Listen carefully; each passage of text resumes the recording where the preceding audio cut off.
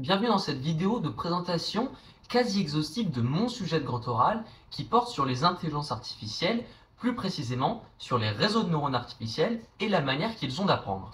Avant de commencer, je tiens à vous préciser que ce sujet est relativement difficile. J'ai réussi à avoir 20 sur 20 avec ce sujet parce qu'il m'intéresse de manière personnelle, mais c'est sûrement pas la manière la plus facile d'avoir 20 sur 20 au grand oral. Je vous conseille de prendre ce sujet uniquement si vous avez déjà un bon niveau en maths ou alors si vous avez une appétence particulière pour les domaines qui touchent à l'intelligence artificielle. Si vous pensez avoir les capacités pour prendre ce sujet, je vous conseille de le prendre pour 3 raisons.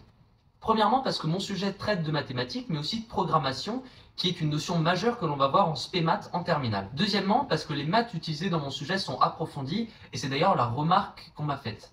Et troisièmement, parce que le réseau de neurones artificiels représente environ 90% du fonctionnement des intelligences artificielles, qui est un sujet très préoccupant qui va permettre d'attirer très facilement l'attention de votre jury.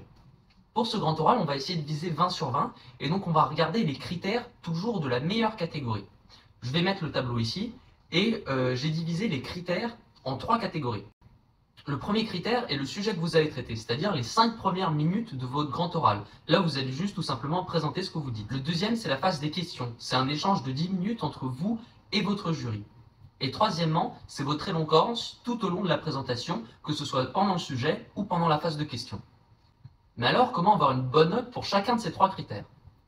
En ce qui concerne le sujet, c'est moi qui vais le faire. Vous allez juste devoir l'apprendre par cœur ou au moins connaître vraiment rigoureusement toutes les notions que je vais vous présenter. Pour réussir sur la phase de questions, il faut que vous ayez une bonne connaissance du sujet dans sa globalité. Et je ferai aussi une partie de cette vidéo pour pouvoir vous préparer à cette partie de l'examen. Et troisièmement, l'élocution, elle passe par une très bonne maîtrise du sujet, ce qui va vous permettre d'être le plus clair dans vos explications. Et je vous conseille aussi de beaucoup répéter le sujet afin d'être le plus lisible possible. Donc pour que vous ayez la meilleure connaissance possible du sujet, je vais tout d'abord vous présenter rapidement ce qu'est un réseau de neurones. Ensuite, je vais vous faire le grand oral que j'ai fait à mon jury. Et troisièmement, je vais vous préparer un peu à la phase de questions en vous donnant les réponses aux questions les plus évidentes. Tout au cours de mon sujet de grand oral, je vais vous montrer des schémas et des équations à l'écran. Il va falloir que vous les recopiez sur votre brouillon pendant la phase de préparation du grand oral afin de la donner au jury pendant que vous parlerez. C'est extrêmement important et je pense qu'ils ne pourront pas comprendre sans ces équations et ces schémas. Commençons par définir ce qu'est un réseau de neurones artificiels. Un réseau de neurones artificiels est une approche informatique inspirée du fonctionnement du cerveau humain, comme vous pouvez voir sur ce schéma. À l'image du cerveau humain, il est composé de neurones qui sont organisés sous forme de couches. Tout à gauche se trouve la couche d'entrée, c'est-à-dire les informations que nous allons apporter à notre réseau de neurones. Il peut s'agir de musique, de texte, d'images, de vidéos, etc. Et tout à droite se trouve la couche de sortie, c'est-à-dire ce que veut nous dire le réseau de neurones. Il peut aussi s'agir de textes, de phrases, etc. Le réseau de neurones artificiels est composé de neurones. Mais qu'est-ce exactement un neurone artificiel? Un neurone artificiel est symbolisé par un nombre réel et dans sa définition la plus simple, il prend des informations en entrée, fait un calcul et produit une sortie. Au sein du réseau de neurones et d'une couche sur l'autre, tous les neurones sont connectés entre eux, comme vous pouvez toujours voir sur le schéma. Ici, les connexions sont donc les traits qui relient les ronds entre eux, et un rond est un neurone. Ainsi, au sein du réseau de neurones artificiels, tous les neurones sont connectés entre eux. Toutefois, certaines de ces connexions sont plus importantes que d'autres. Ainsi, pour pouvoir symboliser ces importances, nous allons attribuer un poids à chacune de ces connexions. Un poids est un nombre réel. Par exemple, une connexion avec un poids de 1000 sera une connexion très importante, alors qu'une connexion avec un poids de 0,1 sera une importance très faible. Mais alors, comment calculer la valeur du neurone? Ce processus est représenté sur ce schéma. Tout à gauche, nous avons les entrées que va prendre notre neurone, et à droite, le résultat final du neurone. Commençons par les entrées. Nous allons prendre chacune des entrées que nous allons multiplier par le poids de la connexion qu'il a avec le neurone. Nous allons ensuite sommer ces produits, ajouter un biais et passer ce résultat dans une fonction d'activation. La fonction d'activation est une fonction non linéaire et le fait que cette fonction soit non linéaire est ce qui va permettre à l'intelligence artificielle de résoudre des problèmes complexes. On obtient finalement tout à droite l'expression de la valeur d'un neurone. Nous allons répéter ce processus pour chaque neurone de chaque couche jusqu'à parvenir à la couche de sortie où nous allons interpréter les résultats. Ainsi, une bonne intelligence artificielle est une intelligence artificielle qui nous donne des sorties cohérentes en fonction des valeurs d'entrée. Toutefois, Pour des valeurs d'entrée fixées, la seule chose qui fait différer les valeurs de sortie sont la valeur des poids et des biais au sein du réseau de neurones. Ainsi, une bonne intelligence artificielle, c'est une intelligence artificielle qui a les bons poids et les bons biais au sein de son réseau de neurones. Mais donc, comment trouver ces poids et ces biais? C'est ce que nous allons voir dans cette deuxième partie où nous allons nous intéresser à la méthode du gradient. Cette méthode est relativement complexe et nous étudierons seulement une version légèrement simplifiée de son fonctionnement initial. Tout d'abord, on peut fixer une fonction d'erreur de notre réseau de neurones. Ici, l'erreur est fonction des poids et des biais qui sont toutes deux des matrices, ce que vous pouvez retrouver au programme de MathExpert. Nous utilisons la formule de l'erreur moyenne quadratique. Dans cette formule, Y chapeau désigne la sortie de notre réseau de neurones et Y désigne la sortie que nous attendions du réseau de neurones. Ainsi, cette fonction d'erreur fait la moyenne pondérée des différences entre la sortie du réseau de neurones et la sortie que nous voulions du réseau de neurones. Ce que nous voulons quand nous créons une intelligence artificielle, c'est de faire en sorte que cette intelligence artificielle ne fasse pas d'erreur. Ainsi, il faut trouver une manière de diminuer cette fonction d'erreur. En d'autres termes, il faut trouver le minimum de la fonction d'erreur que nous venons de définir. Il est relativement complexe de trouver le minimum de cette fonction. Alors malheureusement, nous ne pouvons pas le faire via un tableau de signes ou une quelconque méthode de terminal.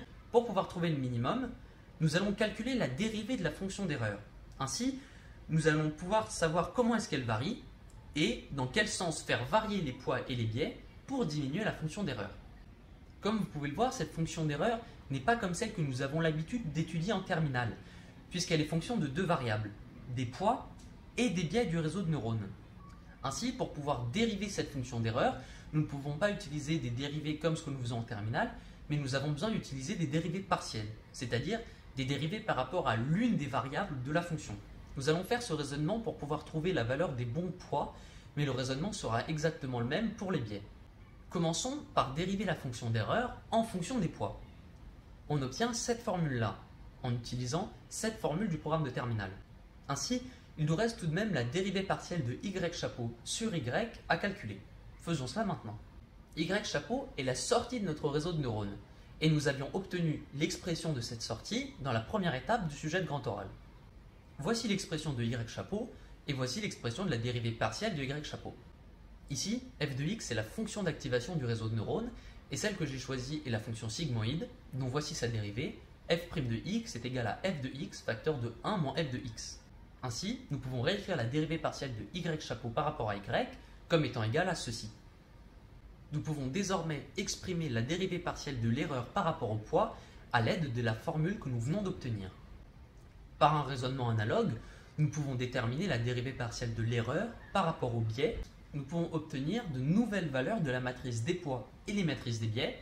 Cette étape permet d'ajuster les poids et les biais dans la direction opposée de la dérivée, ce qui nous rapproche de la configuration des paramètres qui minimisent l'erreur. En répétant ce processus un grand nombre de fois, nous pouvons trouver le minimum de la fonction d'erreur et notre réseau de neurones ne fait plus d'erreur, il est désormais intelligent.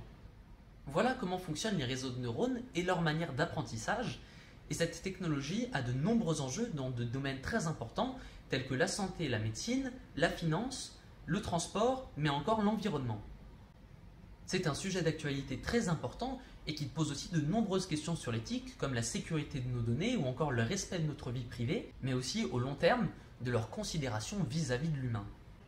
Mon grand oral est désormais fini et je vais maintenant vous préparer à quelques questions qu'on est susceptible de vous poser. Tout d'abord, si vous pouvez citer des intelligences artificielles utilisant le principe de réseau de neurones artificiels. Il en vient une très évidente, ChatGPT, qui est composée d'un réseau de neurones artificiels à 150 milliards de paramètres, c'est-à-dire de connexions entre les neurones. Mais vous pouvez aussi citer, par exemple, AlphaGo, une intelligence artificielle jouant aux échecs. La deuxième question que l'on peut vous poser, et que j'ai fait exprès d'amener, est comment justifier la dérivée de la fonction sigmoïde. Souvenez-vous, plus tôt j'avais dit que f' de x est égal à f de x facteur de 1 moins f de x. Ici, f de x, c'est-à-dire la fonction sigmoïde, est définie comme ci. Vous pouvez faire ce raisonnement et vous obtiendrez cette dérivée comme étant égale à ceci. Je vous conseille tout simplement d'apprendre cette démonstration qu'on pourra peut-être vous redemander. La troisième question que l'on peut vous donner, et celle qui m'a été faite, est de revulgariser plus le fonctionnement du réseau de neurones. L'expression vraiment la plus simple, c'est que l'on donne des informations, c'est-à-dire dans les neurones d'entrée, la première couche, qu'il va faire des calculs et produire une sortie. Par exemple, nous donner une phrase. Si l'on vous demande vraiment de l'expliquer le plus simplement, le réseau de neurones artificiels est une méthode que l'on peut programmer pour tout faire. Ça peut être aussi bien pour pouvoir détecter des images, mais pour pouvoir détecter des noms dans des enregistrements audio, pour pouvoir créer des phrases, pour pouvoir parler avec des humains, et j'en passe. Je vais terminer ma vidéo ici en vous conseillant de vous renseigner encore plus sur le sujet.